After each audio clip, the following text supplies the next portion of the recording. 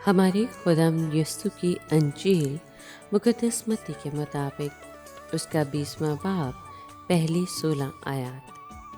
ایک دن یسوع نے اپنے شاگردوں سے کہا کہ آسمان کی بادشاہی اس مالک مکان کی مانند ہے جو تڑکے نکلا تاکہ اپنے داغستان میں مزدور لگائے، اور اس نے مزدوروں سے 1 دینار روزانہ ٹھہرا کر ان کو اپنے داغستان میں بھیجا۔ اور اس نے تیسری گھڑی کے قریب باہر جا کر اوروں کو بازار میں بیکار کھڑے دیکھا اور ان سے کہا، تم بھی میرے داغستان میں جاؤ اور جو واجب ہے تمہیں دوں گا۔ سو وہ گئے۔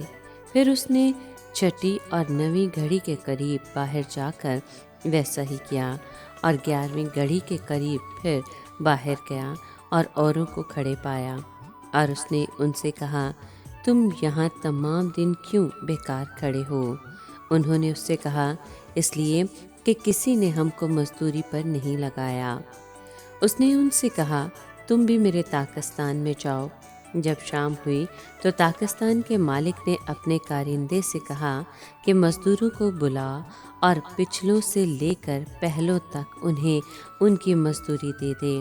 جب وہ آئے جو 11ویں گھڑی کے قریب لگے تھے تو انہیں 1 دینار ملا، پر جب پہلے آئے تو انہوں نے خیال کیا کہ ہم کو زیادہ ملے گا، مگر ان کو بھی 1 دینار ملا، اور وہ لے کر مالک مکان پر کڑکڑانے لگے، یہ کہہ کر کہ ان پچھلوں نے 1 ہی گھنٹہ کام کیا اور تو نے انہیں ہمارے برابر کر دیا، جنہوں نے دن بھر کا بوجھ اٹھایا اور سخت دھوپ سہی۔ مگر اس نے جواب دے کر ان میں سے ایک سے کہا، اے میاں، میں تیرے ساتھ بے انصافی نہیں کرتا۔ کیا تو نے مجھ سے 1 دینار نہیں ٹھہرایا تھا؟ جو تیرا ہے لے اور چلا جا۔ میری مرضی یہ ہے کہ جتنا تجھے دیتا ہوں اتنا ہی اس پچھلے کو بھی دوں، یا کیا مجھے روا نہیں کہ جو کچھ میرا ہے اس سے جو چاہوں سو کروں؟ کیا تو اس لیے بری نظر سے دیکھتا ہے کہ میں نیک ہوں؟ اسی طرح آخر اول ہو جائیں گے اور اول آخر۔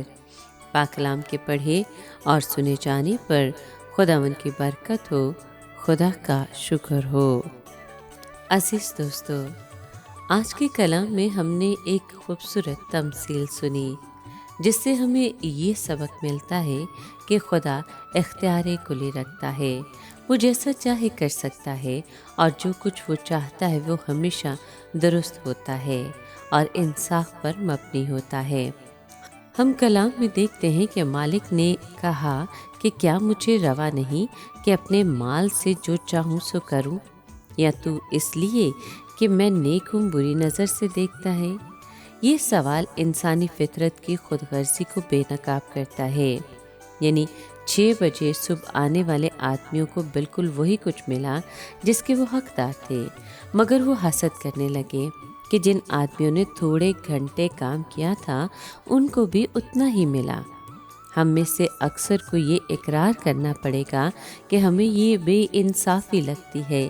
اس سے ثابت ہوتا ہے کہ آسمان کی بادشاہی میں ہمیں ایک نیا انداز فکر اختیار کرنا ہوگا۔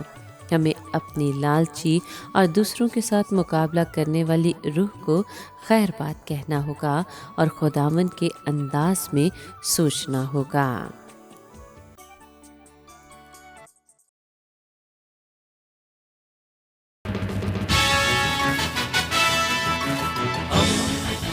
دوستی کا پیمبر، ریڈیو ویریتاس ایشیا۔